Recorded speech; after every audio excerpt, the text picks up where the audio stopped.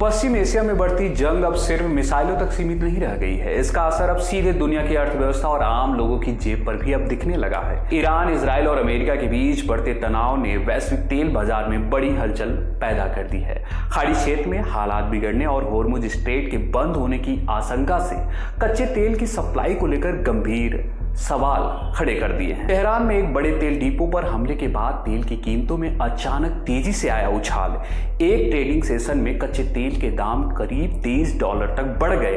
कीमतें $100 प्रति बैरल के पार पहुंच गई। विशेषज्ञों का मानना है कि अगर इसी तरीके से तनाव बढ़ता रहा तो तेल $150 प्रति बैरल भी जा सकता है। हालात की गंभीरता को देखते हुए G7 देशों ने अपने रणनीतिक तेल भंडार खोलने पर चर्चाएं भी अब शुरू कर दी हैं। खबर है कि 300 से 400 मिलियन बैरल तेल बाजार में छोड़ा जा सकता है ताकि सप्लाई की कमी को कुछ हद तक संतुलित किया जा सके।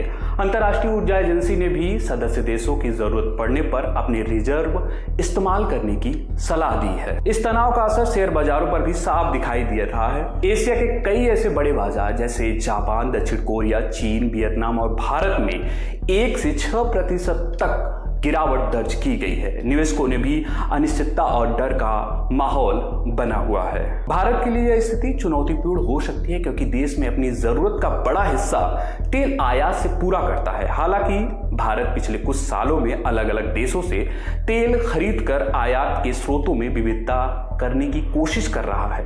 यूक्रेन युद्ध के बाद भारत ने रूस से तेल आयात काफी बढ़ा दिया था और अब अमेरिका ने भी भारत को रूसी तेल खरीदने के लिए कुछ समय की छूट दी है ताकि वैश्विक बाजार पर दबाव कम हो सके। इस बीच भारत सरकार ने भी एहतियात कदम उठाने शुरू कर दिए हैं। पेट्रोलियम मंत्रालय ने तेल कंपनियों को LPG उत्पादन बढ़ाने के निर्देश दिए हैं ताकि घरेलू गैस की सप्लाई प्रभावित न हो सके। साथ ही जमाखोरी और कालाबाजारी को रोकने के लिए सिलेंडर बुकिंग के बीच 25 दिन का अंतराल भी लागू कर दिया गया है। कुल मिलाकर पश्चिम एशिया का यह तनाव अब सिर्फ क्षेत्रीय संघर्ष नहीं रह गया है। इसका असर तेल की कीमतों, वैश्विक बाजार और आम लोगों की जेब पर भी पहुंचने लगा है। ऐसे में आने वाले दिनों में तेल बाजार और दुनिया की राजनीति दोनों पर सबकी पैनी नजर रहेगी। मैं हूं विवेक और आप देख रहे हैं न्यूज कैंची।